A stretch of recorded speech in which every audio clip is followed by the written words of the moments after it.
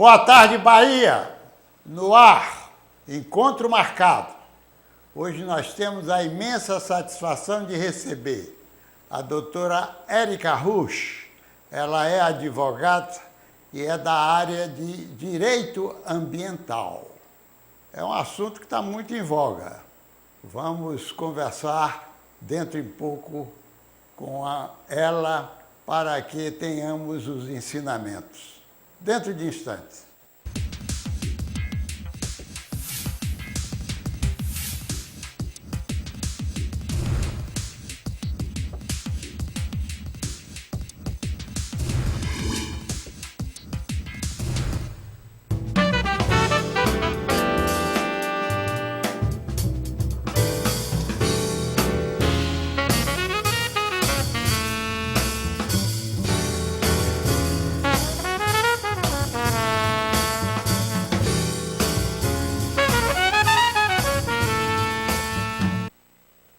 Doutora Érica, como dizia eu nessa abertura do programa, da sua vinda aqui, o que nos traz muita satisfação e também uma grande curiosidade, porque é uma escolha de um ramo do direito que nem sempre a gente encontra assim com facilidade.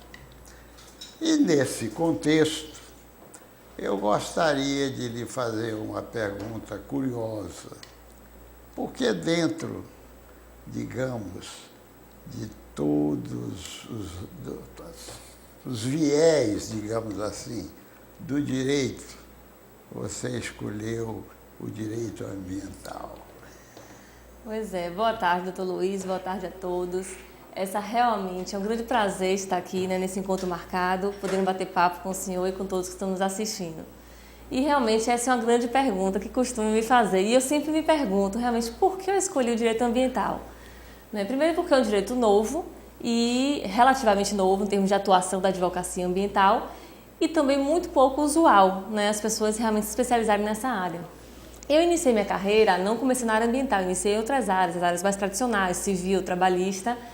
E em algum momento, na verdade, eu comecei a estudar e me interessar pelo direito ambiental. E na época eu trabalhava em um escritório que tinha estrutura em São Paulo e aqui na Bahia. E aí eu apresentei ao sócio uma proposta de criar e fundar uma área ambiental nesse escritório. E fui movida ao desafio de criar uma área nova, de conhecer um direito tão novo e com tanta peculiaridade, um direito que se relaciona com outras áreas do conhecimento, como biologia, geologia e outras áreas técnicas. Então esse meu interesse pelo novo e pelo despertar com outras áreas talvez tenha me levado para o direito ambiental. E sem falar na sensibilidade que a área também possui, É verdade. E como você está se sentindo nessa área?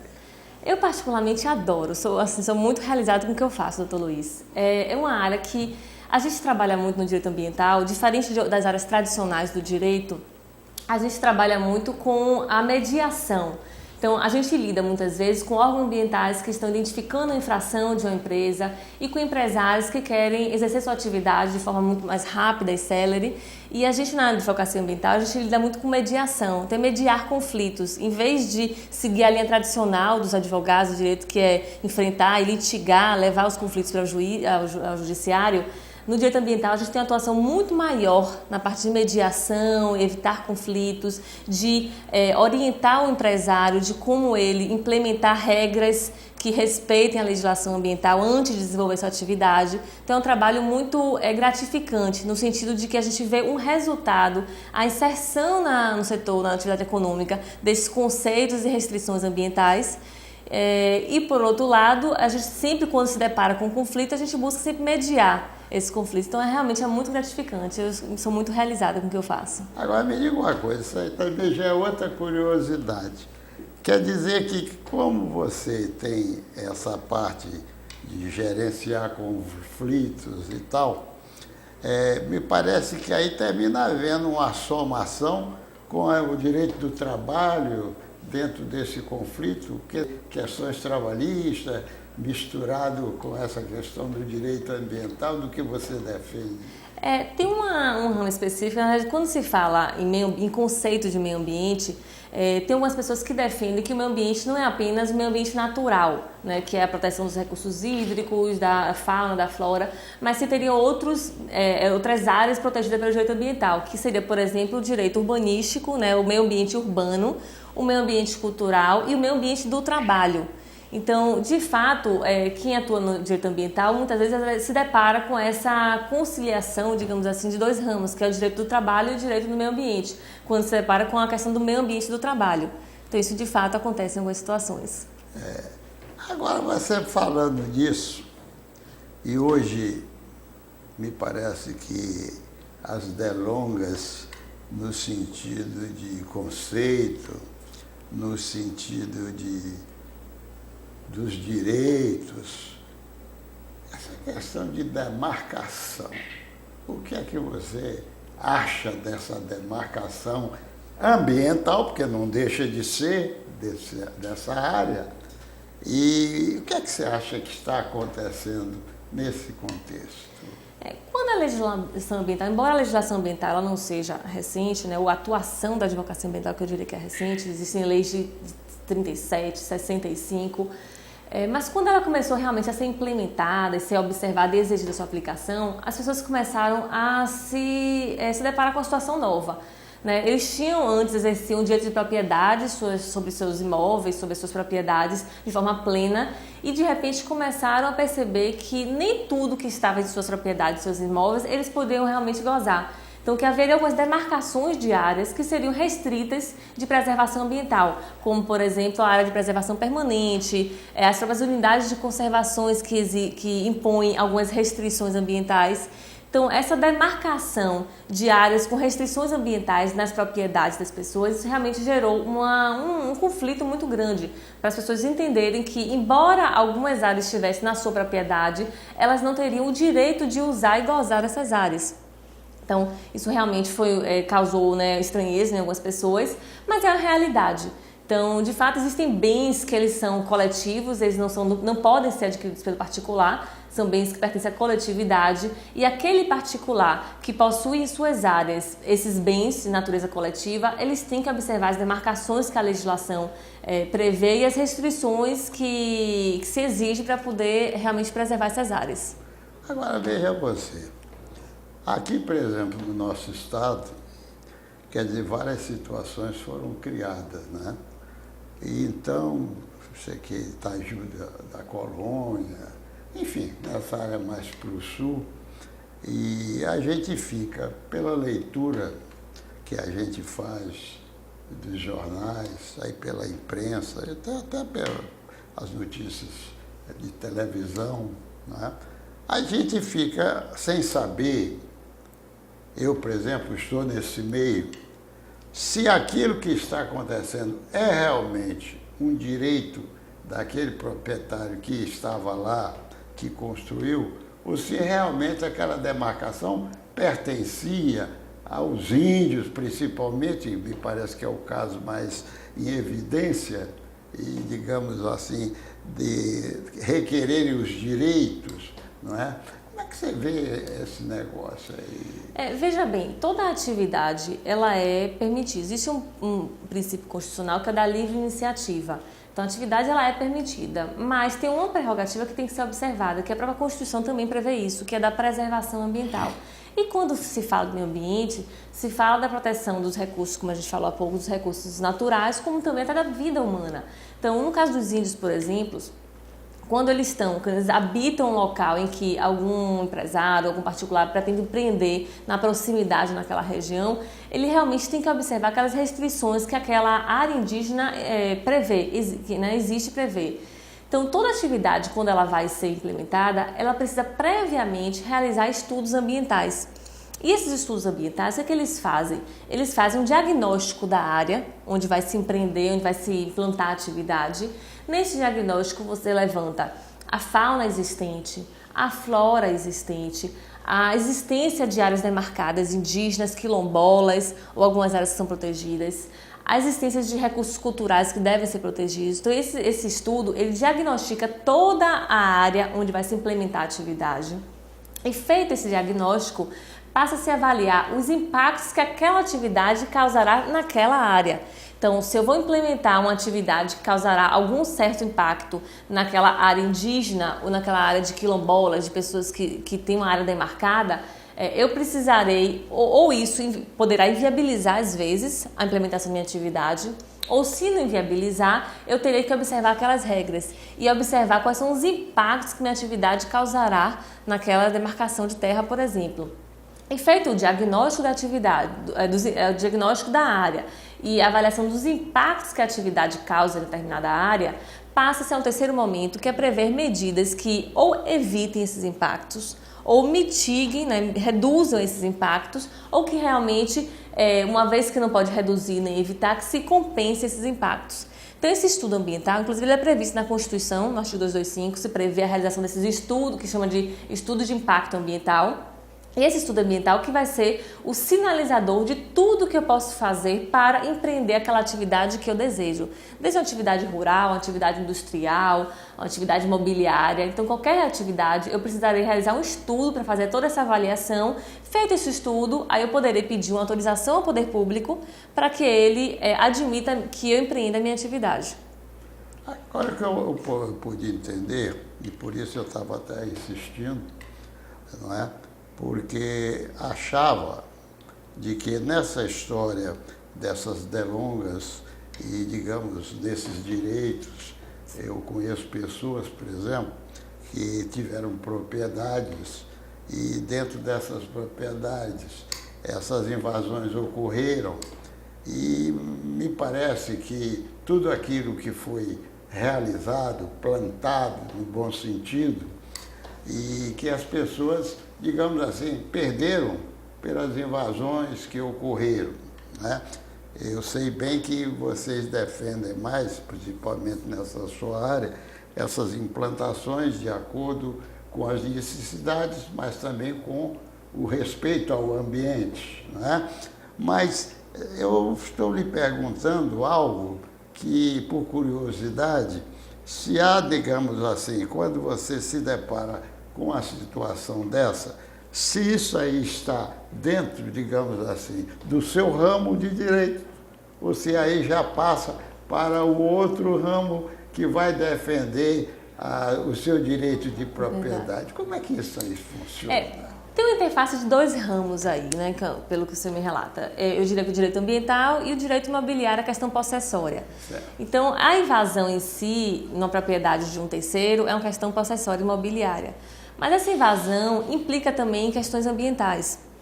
Quais são elas? Toda pessoa que tem uma propriedade particular, ela tem obrigações, né, com relação a essa propriedade, com relação ao meio ambiente existente nessa propriedade. E essas obrigações, que é de preservar, de zelar por esse meio ambiente, implica algumas responsabilidades. Então, todo aquele particular que, de alguma forma, não zelar pelo meio ambiente em sua área, ele poderá ter 3 responsabilidades contra si, que é a responsabilidade civil, a penal e a administrativa. A responsabilidade civil é aquela em que o particular será obrigado a reparar um dano. Então, imagine uma situação de invasão, em que essa invasão implica em supressão de vegetação ou até morte da fauna, algum dano a uma área preservada e protegida. Como a propriedade é do particular, mesmo que a invasão seja de terceiro, no ramo ambiental, a responsabilidade civil ela é objetiva e pautada no risco integral. O que isso quer dizer? Que mesmo que aquela invasão implique em danos ambientais no área terceiro, que ele não tenha sido causador daquela invasão, isso pode implicar em responsabilização desse proprietário. Então, por isso ele precisa zelar, até em termos de segurança, para impedir que essa invasão ocorra, para que ele possa preservar os recursos ambientais existentes em sua propriedade. Então, essa invasão pode ter uma repercussão, sim, na área ambiental. Na esfera civil, na esfera criminal, neste caso específico de invasão, não consigo verificar uma responsabilidade, porque a responsabilidade criminal ela é uma questão pessoal. Então, se não foi ele que fez a invasão, que culminou num dano ambiental, agressão ambiental, ele não pode ser responsabilizado. E tem a responsabilidade administrativa, que é a possibilidade de aplicação de uma multa pelo órgão ambiental, até uma paralisação da atividade. Então, se há, por exemplo, se essa invasão implica em perda da cultura que ele plantou, e isso implicou algum dano ambiental, pode ser que o órgão ambiental entenda que ele também é responsável por não ter evitado esse dano ambiental e aplique penalidades a esse proprietário. Agora, com relação à perda da cultura, de tudo que ele plantou, que ele cultivou por conta da invasão, isso é uma questão realmente possessória, de indenização civil pelo prejuízo que os invasores causaram a ele. Aí já é de outro ramo do direito.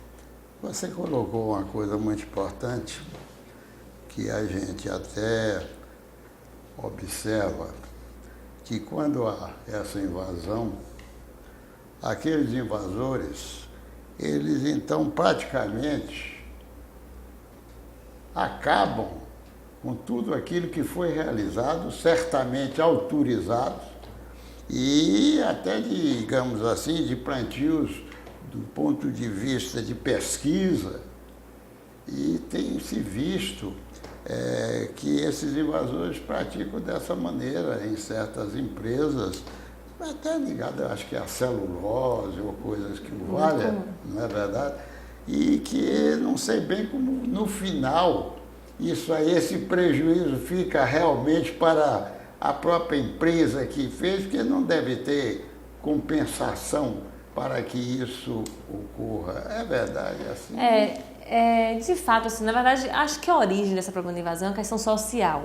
Então, assim, como é que as empresas, pelo menos o que eu tenho conhecimento, né, como é que as empresas têm se posicionado para evitar esse tipo de atividade? Eles têm que fazer uma atuação, um trabalho de comunicação social muito importante para evitar que essas ações aconteçam. Então, assim, realmente você deu o exemplo de empresa de celulose, que é muito comum esse tipo de invasão, realmente, em atividades, em fazendas que tenham plantio de celulose. Isso é muito comum, realmente, de florestas, né?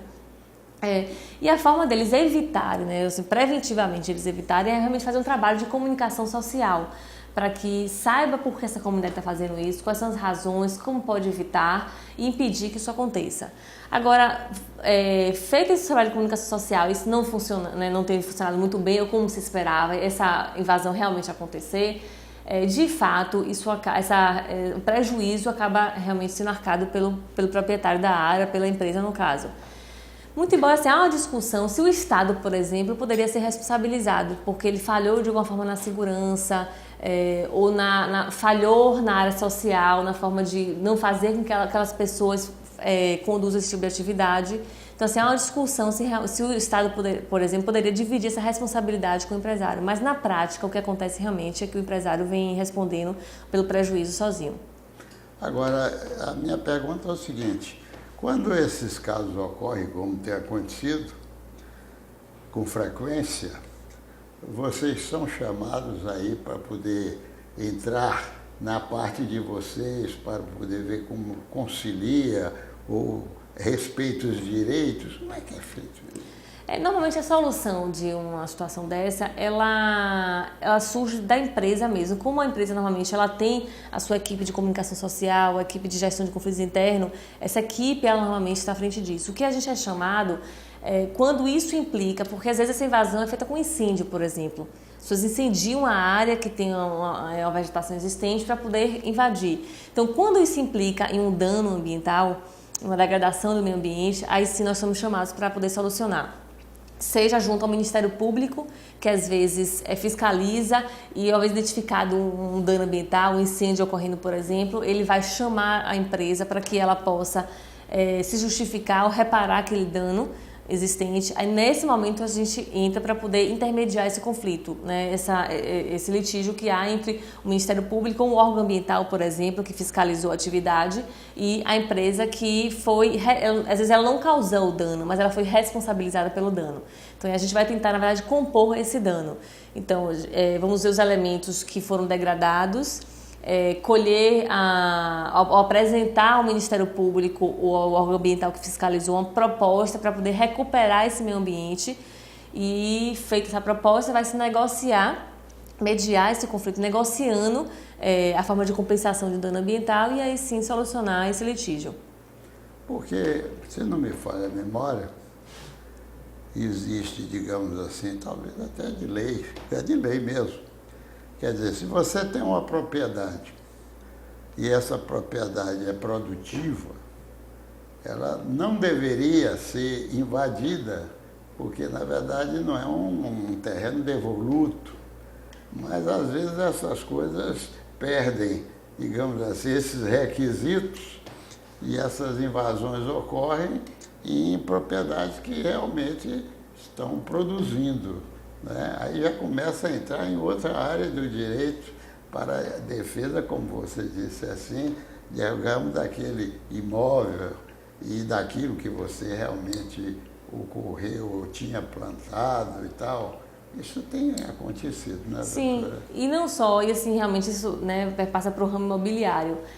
Isso não só, às vezes, acontece em áreas, como o senhor disse, devolutos, ou propriedades particulares também, e muitas vezes até em áreas que são preservadas pela legislação. Então, por exemplo, o Código Florestal, que foi tão discutido, né, na mídia, no Congresso, que foi recentemente alterado, ele prevê algumas áreas que são chamadas de áreas de preservação permanente.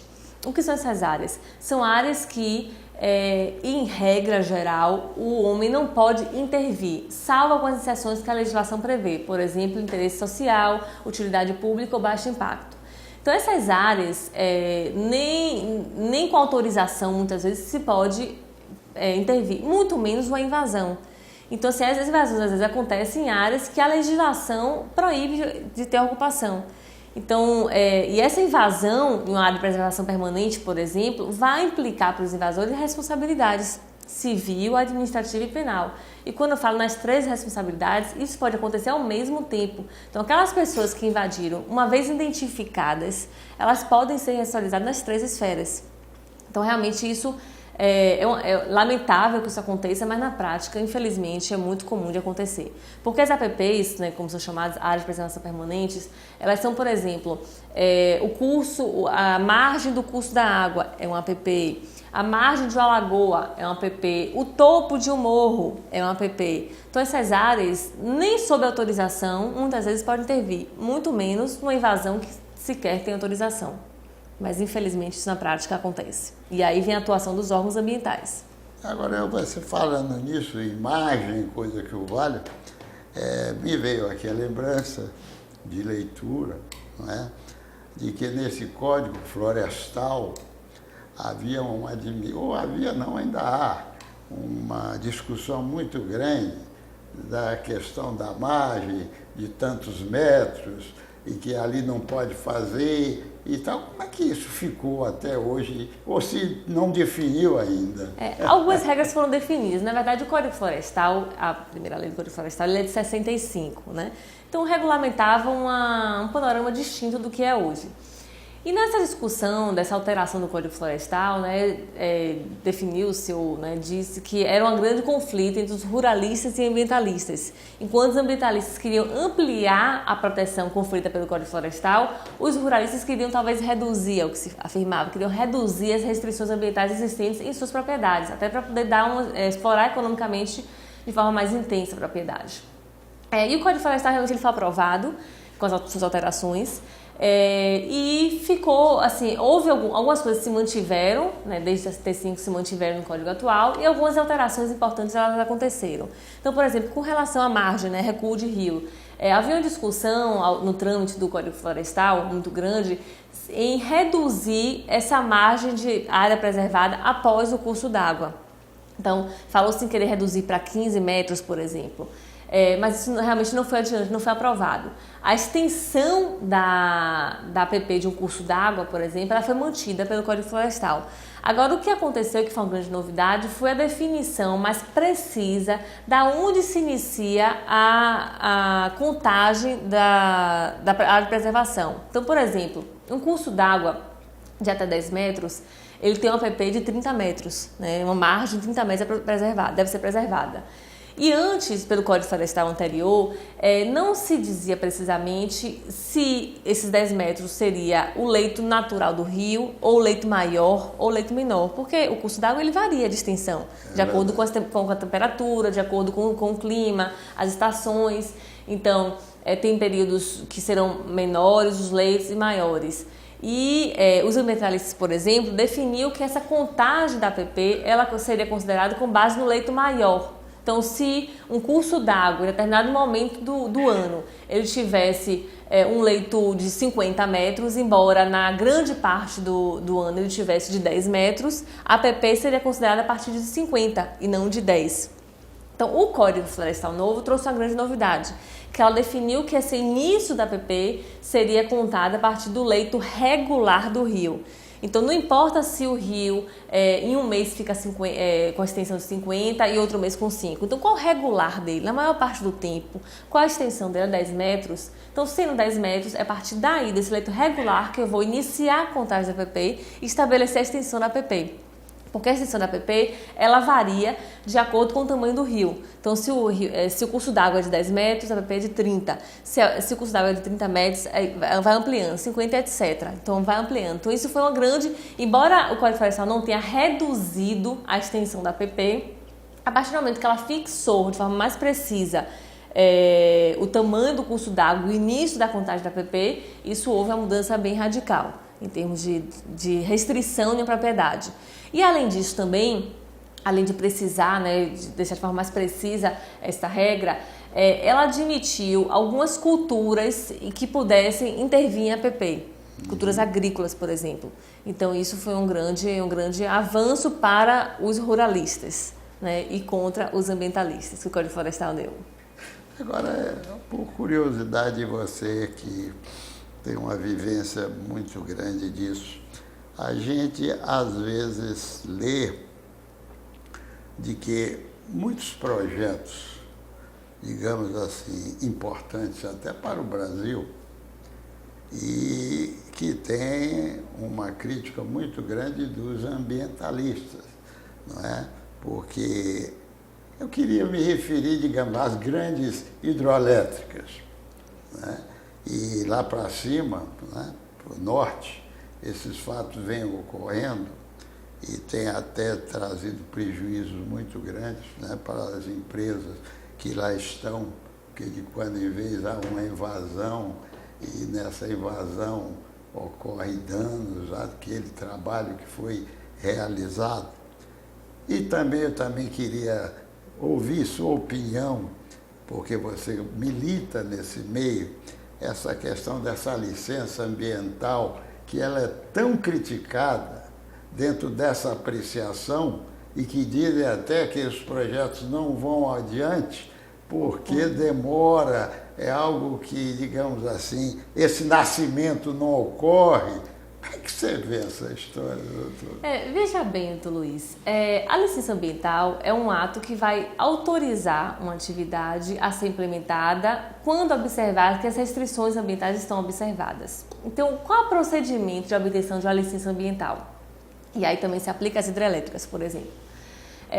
Toda atividade que ela tem um potencial poluidor, ou seja, um potencial de causar um dano ambiental, ou vamos chamar de dano, chamar de impacto ambiental, ela tem que se submeter a um processo de licenciamento junto ao órgão ambiental.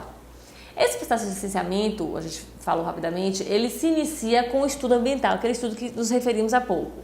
Feito esse estudo ambiental, o empreendedor apresentará o seu projeto ao órgão ambiental, junto com o estudo, e o órgão ambiental vai avaliar se aquele estudo e aquela atividade estão observando as restrições ambientais existentes, e uma vez observada, vai se conceder a licença ambiental. Então, se esse processo acontecesse de forma célere e sem grandes problemas, seria altamente recomendável, como é de fato, mesmo assim, mesmo sendo hoje, essa exigência por parte do poder público. O que acontece na prática é que, infelizmente, os órgãos ambientais eles estão sobrecarregados. Então, assim, de fato, eles não conseguem dar conta da demanda, da grande demanda existente. E, ao meu ver, são vários problemas, mas um dos problemas que gera essa sobrecarga dos órgãos ambientais é talvez uma falha do sistema. E o que eu chamo de falha desse sistema?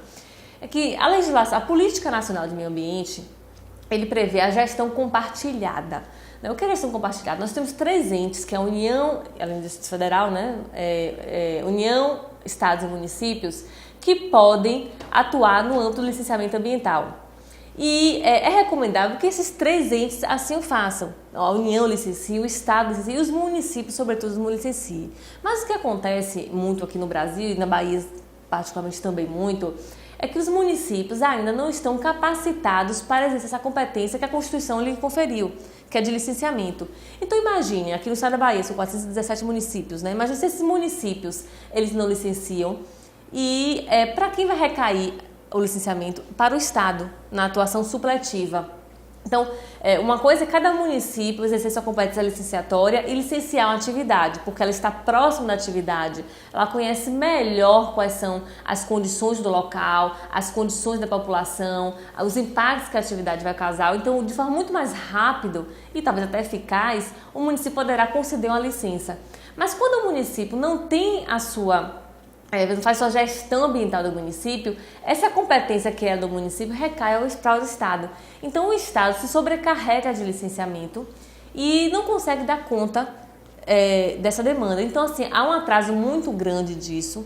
Outra problemática também é que a legislação ambiental, como ela tem uma interface muito grande com outras áreas que não do direito, né, ela trabalha muito com conceitos indeterminados, que são conceitos que cabe a cada um interpretar. Então, essa subjetividade da legislação ambiental acaba implicando em diversas interpretações.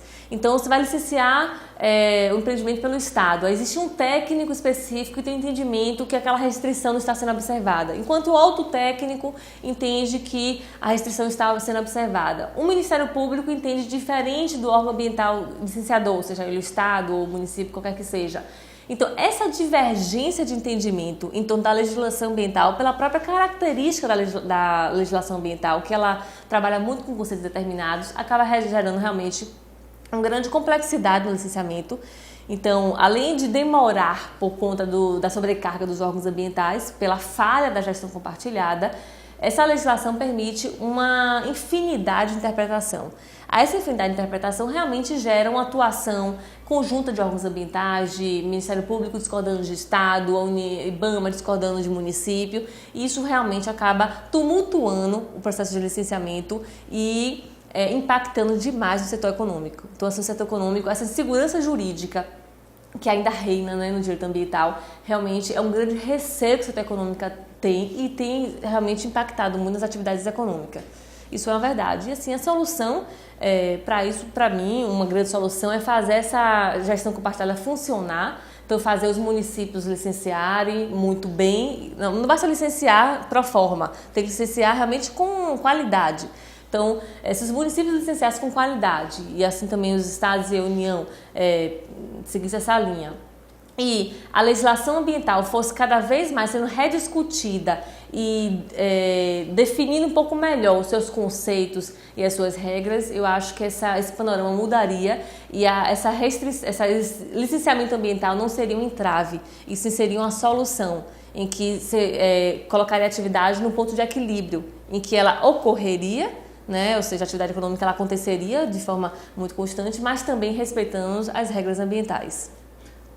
Me parece até que essa coisa hoje já está, digamos assim, encaminhando para exatamente o que você disse, dessa compensação de entendimentos.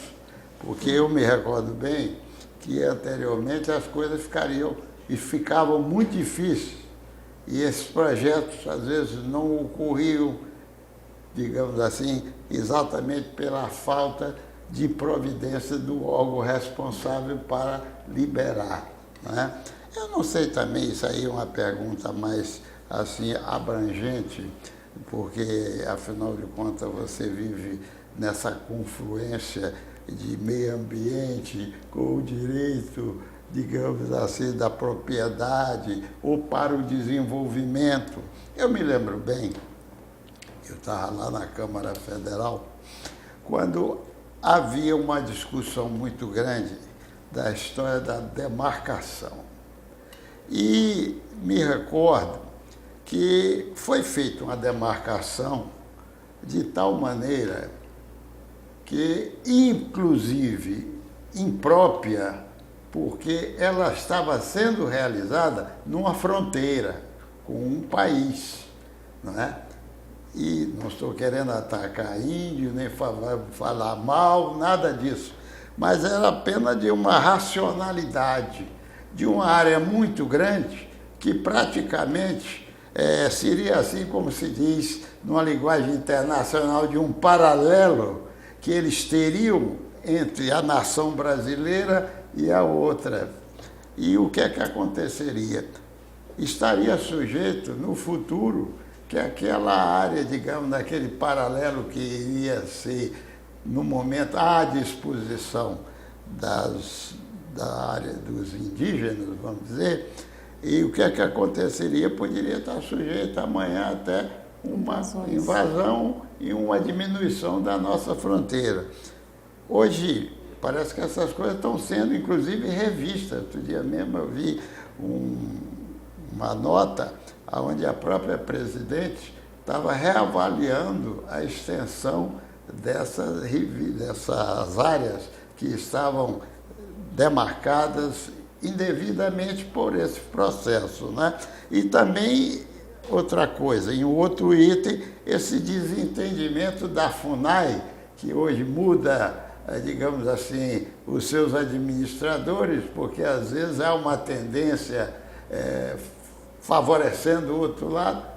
Assim, em último, poucas palavras, o que é que você acha disso? Em termos de demarcação, me parece que o senhor também se refere à própria demarcação do terreno de marinha. Né? O terreno de marinha é uma demarcação feita para garantir a segurança do país. Então, eu não sei exatamente a que situação o senhor está se referindo, mas quando o senhor fala de invasão, de permitir que uma nação talvez, né, implique invasão de outra, me faz remeter essa ideia do terreno de marinha, que foi criado exatamente para poder preservar ou proteger, manter a segurança da nossa nação, né, do nosso país. E, de fato, esse terreno de marinha, ele foi demarcado há muitos anos atrás, em 1837, se eu não me engano, ou 17, acho que é 37, se eu não me engano. E ele, na verdade, a base do terreno de marinha era a maré. Né? Então, assim, a partir da maré se calculava 33 metros, da prémia média, que se chamava, prémia máxima, 33 metros, em que seria um terreno da marinha que era para se proteger a segurança da nossa nação. E realmente isso foi vencendo, né? Foi vencendo ainda relativamente revisto, até porque a maré mudou, até porque as condições naturais da nossa nação também vem mudando, porque o meio ambiente ele é muito dinâmico, ele muda com o tempo. Então essa linha, essa base da linha, ela realmente foi revista e está ainda em discussão. Na verdade, é uma polêmica que vem, na verdade, se instalando de forma muito grande, em que os órgãos ambientais, inclusive, o Ministério Público especialmente, vem cobrando a SPU, que é a Secretaria de Patrimônio da União, que gere essa área, esse terreno de marinha, essa área demarcada de proteção do país, e vem cobrando dele uma maior fiscalização, para que, porque se tratando dessa área demarcada, a ocupação nessa área, ela requer muitas restrições para que não prejudique a segurança do país. Então, para ter essa ocupação, qualquer pessoa que pretenda ocupar tem que ter a autorização da SPU para que ela admite a ocupação e que essa ocupação não prejudique a segurança do nosso país. Então, isso de fato vem sendo muito questionado pelo Ministério Público, pelos agentes do poder público de alguma forma, essa fiscalização mais próxima, mais coerente desse patrimônio que é da União, para que possa resguardar realmente nossa nação e não permita que outras nações invadam e ocupem a área do nosso país. Isso, de fato, é uma preocupação que até hoje não foi resolvida e que, assim, de forma muito recente, inclusive ultimamente eu digo em poucos dias até, eu tenho sido muito procurada para demandas desse tipo, em que o Ministério Público vem cobrando da SPU e das pessoas que ocuparam essas áreas, pedindo a remoção de ocupações irregulares ou a regularização junto à SPU dessas ocupações, para que a SPU tenha controle dessas ocupações e saiba se elas realmente não impedem o objetivo dessas áreas demarcadas. Então, isso é felizmente, uma atuação que os órgãos ambientais estão muito atentos agora, os órgãos de fiscalização como um todo. Acho que você, me permite, detalhou isso muito bem para que as pessoas pudessem entender quando entra, que é uma parte, digamos assim, que não é tão assim à vista, digamos assim, das pessoas, de todos nós brasileiros, né? Que fica muito detalhado em coisas desses tipos de órgãos especiais tratando desse assunto. Agora, eu queria lhe perguntar o seguinte, assim, no final desse nosso bate-papo, e tão bem explícito que você fez, eu queria lhe perguntar o seguinte, assim, que eu gosto sempre de, no final dessas nossas entrevistas, de ter, digamos, um conselho daquilo que o profissional que convive naquele ambiente, naquela matéria, pode, digamos, propiciar aos nossos telespectadores. E nesse contexto que nós hoje conversamos, qual era uma recomendação ou alguma providência que você acha que deveria ser tomada para que pudesse ser explanado aos nossos telespectadores, por favor? Antes de dar um conselho efetivamente sobre a atuação ambiental, eu queria fazer uma recomendação. Na verdade, essa área de direito ambiental, além de ela ser assim, muito estimulante pelas suas diversidades e novidades que sempre surgem, é uma área realmente de grandes oportunidades. Então, a primeira pergunta que o senhor me fez, que foi assim, por que se escolher ambiental? E ele disse, pelo desafio, pela novidade, pela complexidade, pelas todas essas questões. Mas tem uma coisa também que me atraiu muito na área ambiental, que é a oportunidade. Então, a área ambiental é uma área que vem crescendo muito, tem um grande patamar e perspectiva de crescimento e que existem poucos profissionais, infelizmente, ainda na área atuando. E a demanda realmente a tendência de crescer. Então, assim, é uma área que além de ser muito instigante, é uma área que oferece muitas oportunidades. E a nossa atuação, que lida com a área ambiental, ela lida muito com a sustentabilidade, porque assim, nossa realidade mudou. E sustentabilidade, para mim, tem um sinônimo que é equilíbrio. E quem lida com o meio ambiente tem que ter essa palavra como premissa, que é o equilíbrio. Então tem que se buscar sempre, não pode se falar como se falava antigamente, os ambientalistas de antigamente, os chamados de ecochatos, muitas vezes, em preservação a qualquer custo, não pode ser assim. Mas também não pode se falar em desenvolvimento a qualquer custo, como se fazia no passado. Suprimindo tudo, degradando, sem planejamento, sem compensação, sem mitigação. Então isso realmente não se pode mais falar. Nossa realidade hoje é outra. A gente se deu conta de que os recursos naturais eles são finitos. Eu me lembro assim, antigamente não tinha essa ideia de que a água acabava, de que a energia ia acabar. Então ontem a gente recentemente sofreu um apagão. Então isso é reflexo também disso. A gente tem que se dar conta que a realidade mudou. Então a gente percebeu, a gente descobriu que os recursos são finitos.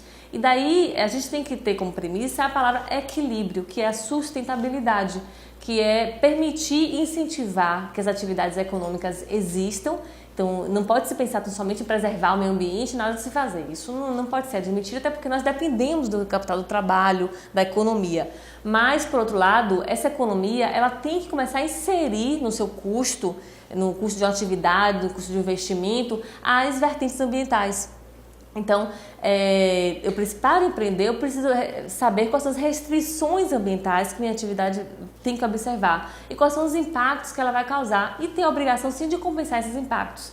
Então, assim, o conselho que eu daria às pessoas é que elas se deem conta realmente de que nossa realidade mudou, de que a ordem do dia é o equilíbrio, que é a sustentabilidade, e que para isso não tem grandes dificuldades. Nós podemos fazer isso no nosso dia a dia, o grande empresário, o poder público pode também fazer, que é inserir essas vertentes ambientais no seu dia a dia e poder usufruir dos recursos ambientais que a natureza oferece sem acabar com esses recursos. E usar isso respeitar essas restrições para que a gente potencialize a capacidade econômica que nós individualmente temos e que o país também tem.